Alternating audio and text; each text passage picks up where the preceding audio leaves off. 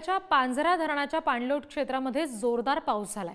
अक्कलपाडा धरणामधून 7700 क्युसेकने विसर्ग सुरू करण्यात आलाय आणि पांझरा नदीच्या पाणी पातळीमध्ये त्याच्यामुळे वाढ झाली आहे।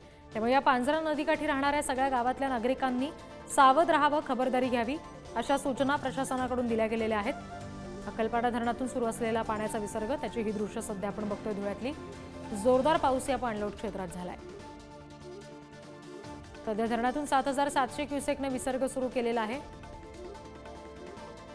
प्रतिनिधी भूषण चिंचोरे यांच्याकडून आपण अपडेट्स घेणार आहोत। भूषण, सध्या नेमकी काय परिस्थिती पाहायला मिळते? आता विसर्ग थांबवला गेलाय किंवा त्याचा वेग कमी गेलेला आहे का? 24 तासांपासून धुळे जिल्ह्यात मुसळधार पाऊस बरसतो आहे। सतत पाऊस सुरू असल्यामुळे अक्कलपाडा धरणाच्या पाणलोट क्षेत्रातील जलसाठ्यामध्ये मोठी वाढ झालेली आहे।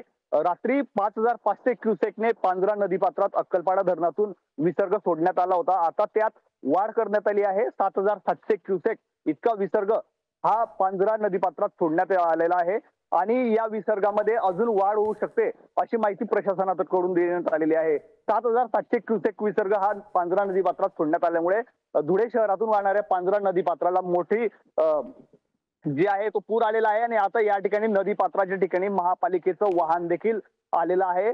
नागरिकांनी पुरापासून सतर्क राहावं असा इशारा देण्यात आलेला आहे।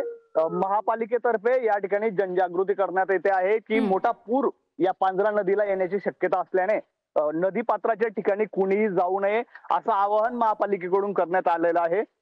सतत मालंग साक्री पट्ट्यातील मालंगाव असेल व इतर धरणं असतील त्यामधील जलसाठ्यामध्ये सातत्याने वाढ होत असल्याने या ठिकाणी मोठा पूर या पांझरा नदी पात्राला येण्याची शक्यता आहे। भूषण, धन्यवाद या सगळ्या तपशिलांसाठी।